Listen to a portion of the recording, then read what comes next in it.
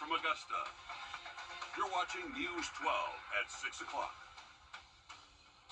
A drug bust catching two suspects tied to violent crimes in our area. Tonight, authorities hope it sends a strong message to criminals in our communities. Thanks for joining us. I'm Zana Halliburton. And I'm Will Rio. Just in the last few hours, we learned the Richmond County Sheriff's Office Gang Task Force executed a search warrant at the Archer Green Apartments on Damascus Road.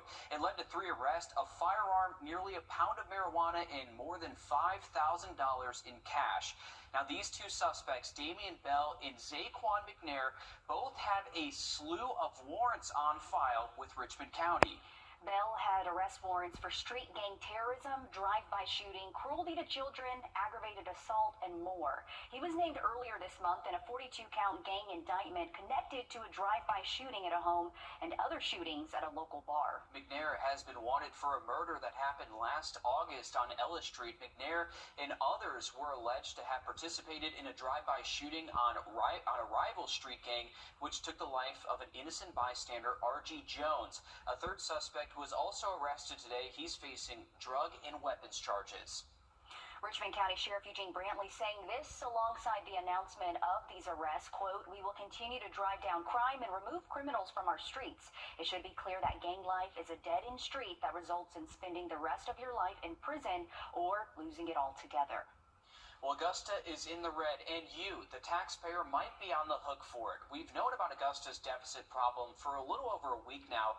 $21 million that leaders are now trying to work around. They're trying to set Augusta's 2026 budget by mid-November, but have a lot of hurdles before they get there. The impacts of this deficit will be felt, whether it's through raising property taxes or cutting budgets for city services you rely on. Your City Hood is live in studio in Sydney. What are some of the key objectives commissioners are discussing to tackle this deficit? Well, the biggest proposed solution, and perhaps the most impactful to homeowners, is a property tax increase. And to put that into perspective for you, the administrator says for a $100,000 home, that'll be an extra $70 a year. For a $200,000 home, she says that's an extra $150 a year. Altogether, if commissioners go that route, the administrator says they'll bring in roughly $16 million. Now, city leaders admit they did not get here overnight, and this will not be an overnight fix for them. Even if we're talking about doing a tax hike, we just increased all the services, the trash and all of that. So, plus you want to tax them. 32% or whatever, and I'm just not right now. The indigestion is real high. I am not in favor of a tax hike. I feel like property taxes, people are saying that they're too high. Yeah, they've seen a change and tax increase in other places too. It's got to happen. Well, I don't want it. I'm conservative. You know that. I don't want to see all this go on. And Cindy, that's not the only proposal from the administrator that we're seeing here. Not at all, Will. Across the board cuts to nearly all city departments and also to nonprofits are also on the table. Another proposal includes reductions to public transit. So how did the city get into the position that we are now? Well, the sheriff's office hired 125 new deputies, and the sheriff's office, they've been understaffed for several years. So whenever they hired these new deputies, the budget was already approved for that year, so that's why this year's budget is taking a hit with that. Another reason is employee health care costs. In the last 8 years, the administrator says the city's health care costs have skyrocketed 41% without the city raising employee costs. And then beyond that, other reasons include there will be no American Rescue Plan funds this year, and years of rolling back the millage rate are among other reasons for this gap. So where do things stand right now? Well, we didn't discuss any solutions today. It was mainly revisiting these problems, addressing them, and trying to figure out a possible path forward. Now, at their next workshop, commissioners are expected to discuss a new ground maintenance program and water rates, which could mean further adjustments for taxpayers. something that we're certainly going to keep an eye on. Again, $21 million deficit commissioners are trying to tackle right now. You, the taxpayer, could be on the hook. Again, that's something that they're trying to figure out right now. There are 3 more budget work sessions where they will try to work through and find a path forward here. Like we mentioned, that next session is Monday from 9 to 11. After that, there is a session Thursday, November 6th from 2 to 4. Then the last session is Thursday the 13th from 2 to 4. All of these are at the municipal building. Today marks 14 years since a hero sacrifice, a Richmond County deputy defining what it means to be a public servant and helping people in need. You see his name every time you drive along the Bobby Jones at Gordon Highway as well. You see that name, J.D. Paul. Deputy Paul was riding his department motorcycle home at around 1 a.m. on October 23rd, 2011. He had just finished an off-duty assignment. He noticed a car stopped on the shoulder of I-520 near Gordon Highway and pulled over to check if the driver needed any help. Before he could put his kickstand down, a man inside the car opened fire with an assault rifle, hitting Paul multiple times. The gunman took his own life before deputies arrived. Paul served with the Richmond County Sheriff's Office for 17 years. Today, Paul's motorbike is on display at the Augusta Museum of History in downtown. It stands as a lasting tribute to his service and sacrifice and is part of Augusta's history. We're told a moment of silence was held this morning at the Richmond County Sheriff's Office. Many of the deputies there knowing Paul personally and have seen the legacy that he's left behind. Switching gears to weather now this morning, I think we can say Up in just a bit. Thanks, Riley. New this afternoon, 2 Lakeside High School students are facing charges after a fight. A letter sent home to parents says 2 students struck another student when leaving a bathroom stall this morning. The principal says both students are facing criminal charges. There's also new developments tonight, more than a week after shots were fired at a block party, injuring 3 people, including a Burke County deputy.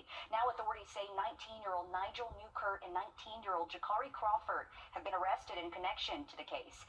It happened on October 11th on Virginia Avenue. Authorities say more than 1,000 people were at the block party, and deputies had been on scene trying to shut it down. Both Newkirk and Crawford are accused of opening fire with bullets hitting a victim, one of the suspects, and a bullet grazed the hand of a deputy. We're told the deputy injured is doing well, and the other victim is still in the hospital. Now the 2 are facing several serious charges, including aggravated assault and criminal damage in the first degree. Both were denied bond. Deputies say they're following more leads in the case. And today, a historical ceremony for those who can't afford a funeral or have no family left to claim them. And today in Augusta, Doctors Hospital officially becomes a teaching hospital with the unveiling of its new graduate medical education space. This $7 million investment includes a simulation lab where residents and future medical students can get hands-on medical experience. Hospital officials tell us this is a part of addressing the need in our community for more physicians. This is a part of a $150 million investment Doctors Hospital announced earlier this year to expand their operations, including equipment, a 2-floor expansion, and infrastructure improvements. A local biker group showing up for a 7-year-old boy's birthday party. His mother took to social media with her hopes for bikers to show up and make his day, since she didn't know enough people for a birthday party. And lo and behold, our local bikers showed up, many from different groups. As you can see, they made his birthday something to remember, and he even got to pose on several of the bikes. Certainly a birthday he's always going to remember, but I love this. You just take to social media and really positive things can happen. Our community really can come together. That's what I was going to say. This is the great side of social media that we see, and great for the community to show up for. What a great picture there. Riley. That is amazing. And luckily, hey, what started as empty land is now becoming Augusta's first tiny home community. One local group is making progress on a project that will give 25 young adults aging out of foster care something many of us take for granted, a place to call home. 7 months ago, it was just a vision, and today it's becoming a reality. 25 young adults aging out of foster care will soon have a place to call home. I've lived in this space in my heart, in my head for a number of years. To see that we're actually about to start serving young adults throughout the entire state of Georgia is humbling. Dr. Jackson Drumgold is the founder of the nonprofit organization Bridge Builder Communities. He says site work is now complete on Mary Street, where 25 tiny homes will soon go up. You drive past today, you'll see all these green pipes sticking out of the ground. That's all the plumbing underground. We have everything complete minus the parking lot here. They'll pave that later on. He says now they're looking for the community to leave their mark by purchasing a legacy brick, which will build a pathway of hope for these young adults. One of our pod plazas is our Serenity Garden, where young adults will come and relax and reflect and pray.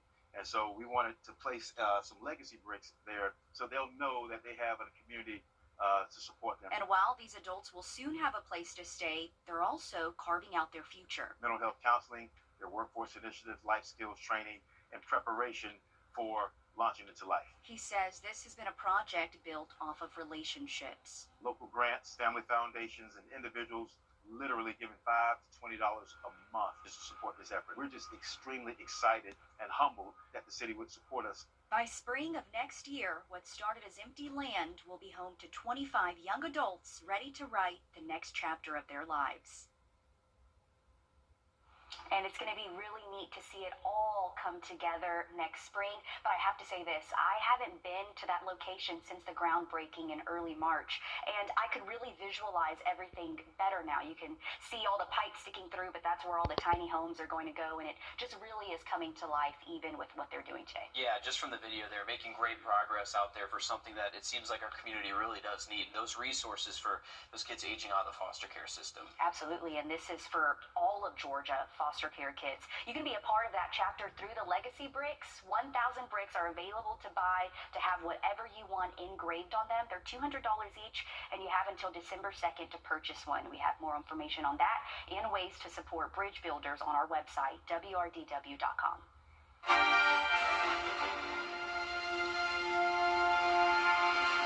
And on this date, 1925, Johnny Carson, TV's king of late night, for 3 decades as host of NBC's The Tonight Show, is born in Corning, Iowa. He hosted the show from October of 1962 to May of 1992 and hosted more than 4,500 episodes. He passed away at the age of 79 in 2005.